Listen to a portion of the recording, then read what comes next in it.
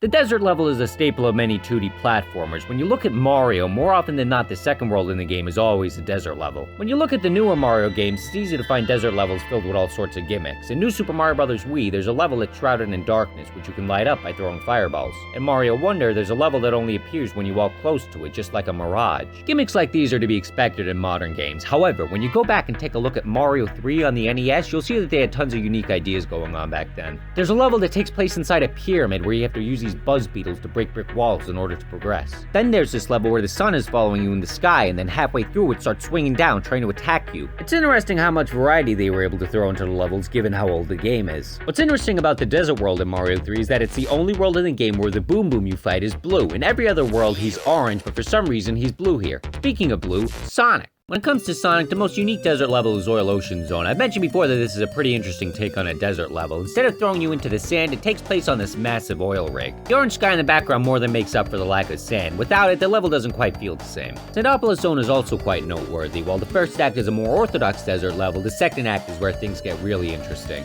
The whole act takes place inside a pyramid. Now I know before that I said that Mario 3 is a level that takes place inside a pyramid. However, where Sonic's level is different is that the whole act is filled with different puzzles. In Mario, you're just climbing up the pyramid, but in Sonic, there's blocks you have to move around. There are parts where the sand begins to rise up. There are these little pulleys you have to pull down on to get rid of these ghosts that start following you around if the level gets too dark. It's not the fastest Sonic level, but it is one of the most engaging. If you want a fast desert level, take a look at Mirage Saloon Zone, okay? Everything about this zone is perfect. The music, the enemies, the Knuckles exclusive route, the plane level, the bosses. You see that right there? That's Knack. When he shows up, that's how you know the level's gonna be good. There's not a whole lot of desert levels in the 3D Sonic games, but there are in the 3D Mario games. Mario 64 has Shifting Sandland, Mario Sunshine has the Sandbird level, I guess. Mario Odyssey has Toast Arena, Mario Galaxy has this stupid freaking collect 100 coins level that takes 6 years to complete because a freaking monkey made the level. In the Zelda series, Link's Awakening has one of the coolest desert boss battles I've ever seen. There's this massive worm creature that jumps out of the sand at random. While it doesn't go after you specifically, what makes the battle hard is that there's quicksand beneath you the whole time, and if you're not careful, you'll fall down into a cave below, which forces you to start the battle all over again.